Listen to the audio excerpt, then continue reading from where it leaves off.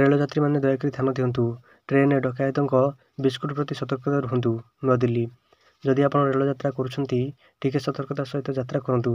କାରଣ ରେଳଯାତ୍ରୀଙ୍କ ଭିଡ଼ର ସୁଯୋଗ ନେବା ପାଇଁ ନିଶାଖୋର ଡକାୟତ ଦଳ ସକ୍ରିୟ ହୋଇଅଛନ୍ତି। ଏମିତି ଏକ ଘଟଣା ନିକଟରେ ଘଟିଥିଲା। କଟିହାର ରେଳବାଇ ଜିଆର୍ପି ଏପରି ଏକ ବିପଜ୍ଜନକ ଗ୍ୟାଙ୍ଗର 3 ଜଣ ସଦସ୍ୟଙ୍କୁ ଗିରଫ କରିବାରେ ସଫଳ ହୋଇଛି। ପୋଲିସ ସେମାନଙ୍କଠାରୁ ନିଶା ସାମଗ୍ରୀ ମଧ୍ୟ ଜବତ କରିଛି, ଯେଉଁଥିରେ କ୍ରିମ୍ ବିସ୍କୁଟ ପ୍ୟାକେଟ, ଥଣ୍ଡା ପାନୀୟ ବୋତଲ, ନିଶାଦ୍ରବ୍ୟ ଏବଂ ସର୍ଜିକାଲ ବ୍ଲେଡ୍ ମଧ୍ୟ ରହିଛି। ଏହି ଗ୍ୟାଙ୍ଗ ପୂର୍ଣ୍ଣିଆ ଜିଲ୍ଲାର ଏବଂ ବର୍ତ୍ତମାନ ସମୟରେ ଅନେକ ଯାତ୍ରୀଙ୍କୁ ନିଜର ଶିକାର କରିଛନ୍ତି। ପରବର୍ତ୍ତୀ ଖବର। ଭାରସାମ୍ୟ ହରାଇ ଓଲଟିଲା ଯାତ୍ରାବାଟୀ ଟ୍ରକ୍, 6 ଜଣ ଗୁରୁତର। କାମାକ୍ଷାନଗର। ଓଲଟିଲା ଯାତ୍ରୀବାଟୀ ଟ୍ରକ୍। ଯାତ୍ରା ରୟାଲ ପିଙ୍କ୍ ଯାତ୍ରାବାଟୀ ଗାଡ଼ି ଓଲଟି ପଡ଼ିଛି। ଢେଙ୍କାନାଳ ଜିଲ୍ଲା କାମାକ୍ଷାନଗର ଥାନା 53 ନମ୍ବର ଜାତୀୟ ରାଜପଥର ମଠକରଗୋଳା ଗାଁ ନିକଟରେ ଘଟିଛି ଦୁର୍ଘଟଣା।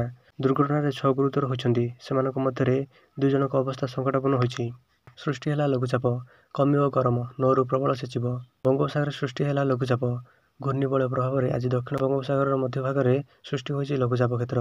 8 ତାରିଖ ଯାଏଁ ଉତ୍ତର ପଶ୍ଚିମ ଦିଗରେ ଗତି କରିବା ସହ ପଶ୍ଚିମ କେନ୍ଦ୍ରୀୟ ବଙ୍ଗୋପସାଗରରୁ ପରବର୍ତ୍ତୀ 48 ଘଣ୍ଟା ଯାଏଁ ସାମାନ୍ୟ ଉତ୍ତର ଆଡ଼କୁ ଗତି କରିବ ଲଘୁଚାପ। ଏହାର ପ୍ରଭାବରେ 9 ତାରିଖରୁ ଆରମ୍ଭ ହେବ ବର୍ଷା। ଖସିଲା ସୁନା ଦର। 3 ଦିନରେ 3,500 ଟଙ୍କା ହ୍ରାସ। ଭୁବନେଶ୍ୱର। ହ୍ରାସ ପାଇଲା ସୁନା ଦର। ସାରା ଦେଶରେ ସୁନା ମୂଲ୍ୟ ହ୍ରାସ ପାଇଛି। ଲଗାତାର 3 ଦିନରେ 3,500 ଟଙ୍କା ହ୍ରାସ ପାଇଛି ସୁନା ଦର। ଗତକାଲି 24 କ୍ୟାରେଟ ସୁନା ମୂଲ୍ୟ 90,380 ଟଙ୍କା ଥିଲା।